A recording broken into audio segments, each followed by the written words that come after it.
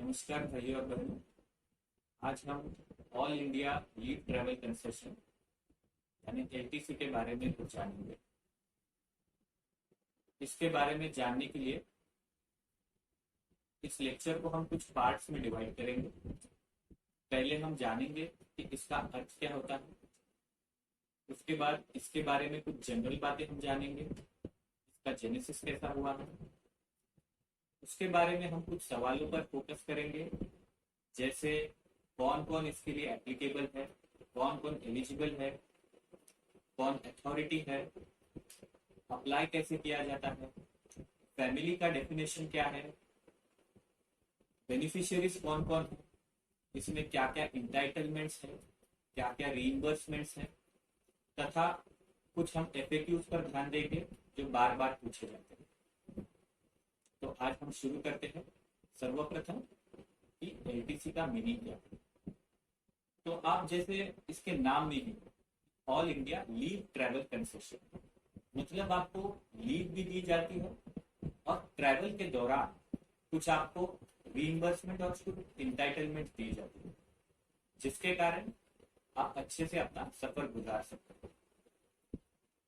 तो सर्वप्रथम हमारे मन में ये एक सवाल आता है कि जो पास रूल्स है उसके तहत हम सारे रेलवे एम्प्लॉयज गवर्न है और हमें फ्री पासेस मिलते हैं, तो ये एलटीसी क्या चीज है।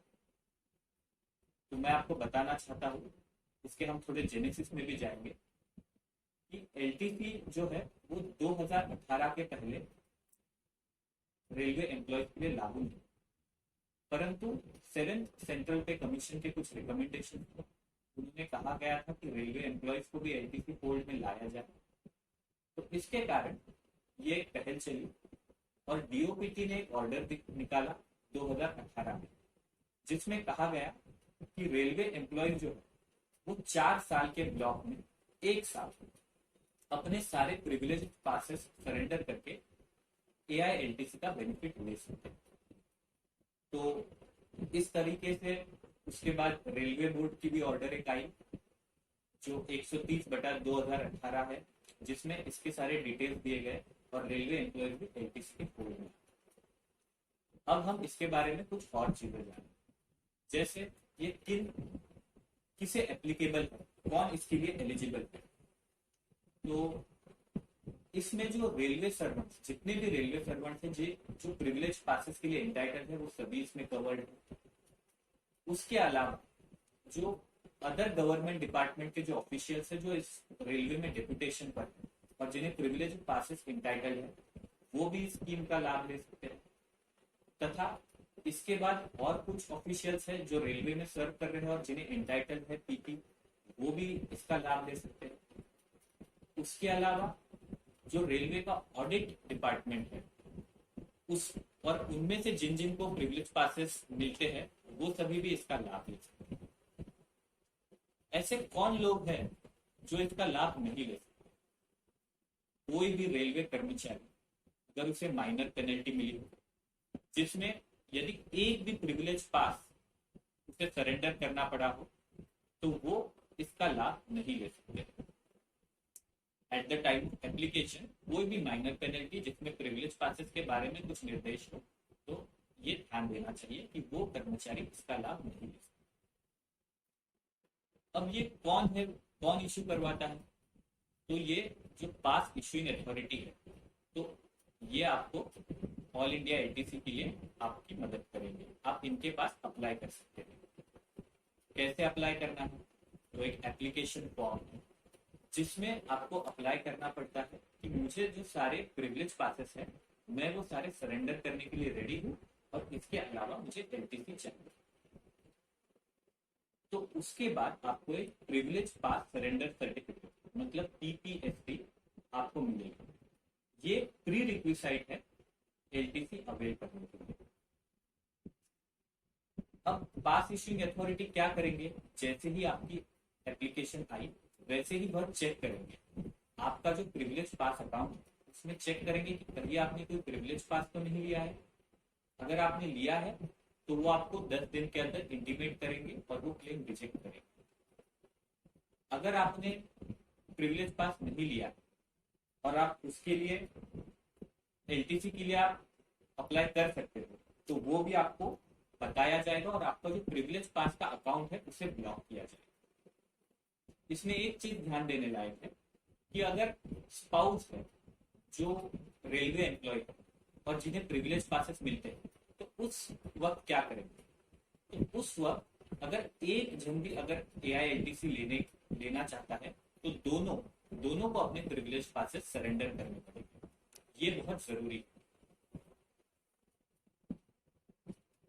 और अगर रेलवे यूनिट अगर आपके स्पाउस का अलग है, तो आपको एक कंफर्मेटरी नोट वहां से मिलेगी, उस अकाउंट से लेनी पड़ेगी, जो इस अकाउंट में जहां से आप एआईटीसी ले रहे हो वहां आपको सबमिट करनी पड़ेगी, फिर ही आपको पीपीएससी मिलेगी और आपका अकाउंट ब्लॉक होगा। अब हम जानेंगे कुछ और सवालों के बारे में कि इसमें जो पास रूल के तहत जो फैमिली है और इसके तहत जो फैमिली है, इसके अंदर इसके बीच में कुछ डिफरेंसेस है। तो वहां तो हमें पता है कि पास रूल के अंदर कौन कौन बेनिफिशियरी है, पर यहाँ कौन कौन बेनिफिशियरी ये हम जानेंगे। सबसे पहले तो स्पाउस बेनिफिशियरी है, उसके बाद टू सर्वाइविंग अनमैरिड चिल्ड्रन या फिर step children who are wholly dependent on the government service.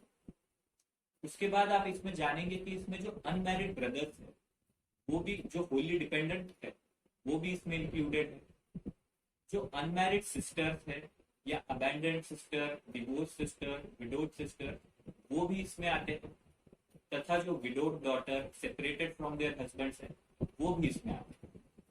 तो ये सारे बेनिफिशियरीज इसमें हम लेते हैं। अब हम आते हैं इसमें सर्वे महत्वपूर्ण, इसके सबसे ज्यादा महत्वपूर्ण पार्ट पर, जो है एंटाइटलमेंट्स और रीइंबर्समेंट। तो इसे काफी अलग अलग लेवल के हिसाब से अलग अलग एंटाइटलमेंट्स और रीइंबर्समेंट्स दी गई। तो जब आप देखोगे तो लेवल 5 एंड बिलो के लिए तो हम एक एक चीज से जाएंगे कि ट्रेन में क्या है, उसके बाद स्ट्रीमर में क्या है, और कोई अलग बेनिफिट्स है, रोड में क्या है, ये हम सारे देखेंगे।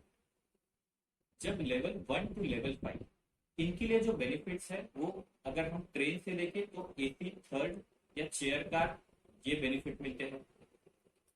लेवल 6 टू 8 इनके लिए सेकेंड एसी। अब इसमें ध्यान देना है कि इन्हें एयर ट्रेवल इंटाइटल्ड नहीं, लेकिन लेवल 9 से लेवल 13 तक और नॉन फंक्शनल एसएजी जो है उन्हें भी economy class of travel allowed. और लेवल 14 एंड अबव जितने भी है उन्हें बिजनेस क्लास या क्लब क्लास बाय एयर ये अलाउड है, और एसी फर्स्ट क्लास भी अलाउड है। इसके बाद आप सोचोगे कि क्या ये प्रीमियम ट्रेन, प्रीमियम तत्काल इन सब के लिए भी अलाउड है? तो जी हाँ, इन सब के लिए भी अलाउड है अपने अपने इंटाइटलमेंट्स के साथ। उसके बाद हम जाएंगे कि अगर किसी को सी से जाना है तो क्या हम एलटीसी में से रीइंबर्समेंट ले सकते हैं? तो जरूर हम ले सकते हैं। अगर हम सी से ट्रैवल करते हैं तो जो लेवल 3 एंड बिलो है, जो उसके लोएस्ट क्लास है वो उससे वो ट्रैवल कर सकता है। अगर लेवल 4 और 5 में अगर वो एम्प्लॉय है तो उसे ये देखना पड़ेगा कि कितने क्लासेस है। अगर 2 क्लासेस है तो वो लोएस्ट क्लास के लिए एलिजिबल है। अगर 3 क्लासेस है तो मिडिल क्लास के लिए अवेलेबल है। अगर 4 क्लासेस है तो थर्ड क्लास के लिए अवेलेबल है। ये हम बात कर रहे हैं शिप के जो क्लासेस है उनकी, या स्ट्रीमर के जो क्लासेस है उनकी। लेवल 6 टू 8 है तो उसमें भी जो लोअर क्लास होगा, if there are 2 classes only on the streamer. और लेवल 9 एंड अबव जितने भी हैं तो उन्हें सबके लिए हाईएस्ट क्लास अलाउड है।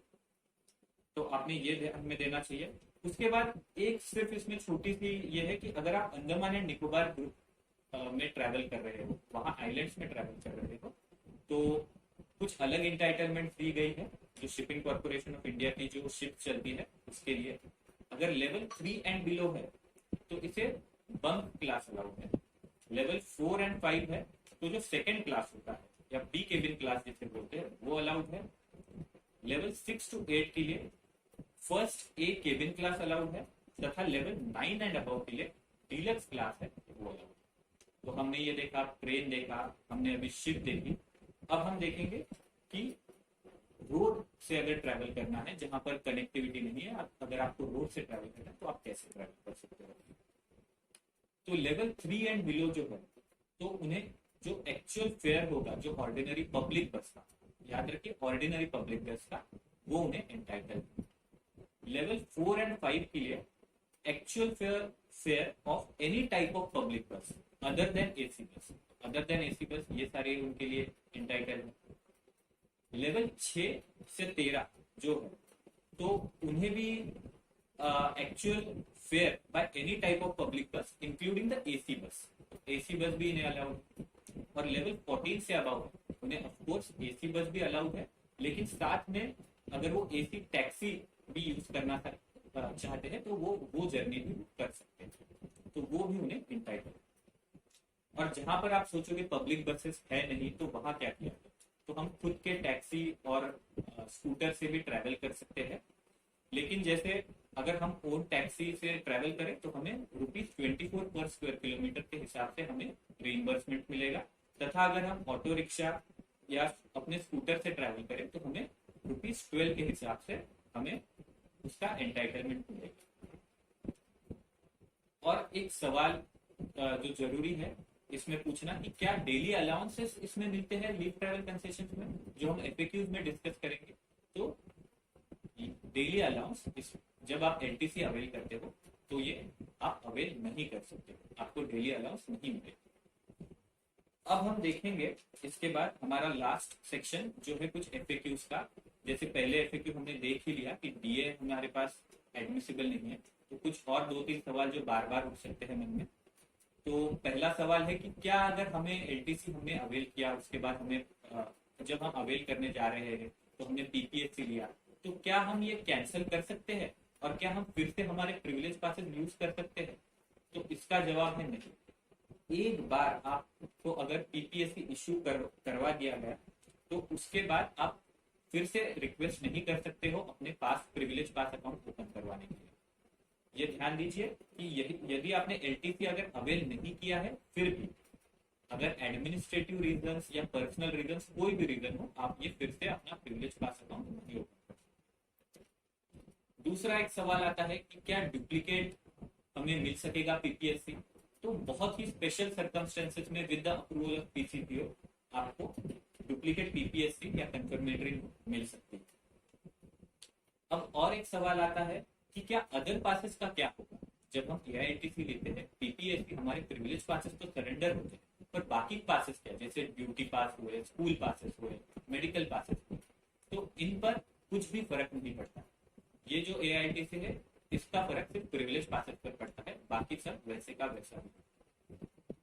लास्ट एक सवाल हम देखेंगे कि अगर हमने एक बार एलटीसी ली तो क्या हमें ये मैंडेटरी है कि बार बार हम ले, जो 4 ईयर्स के ब्लॉक में है?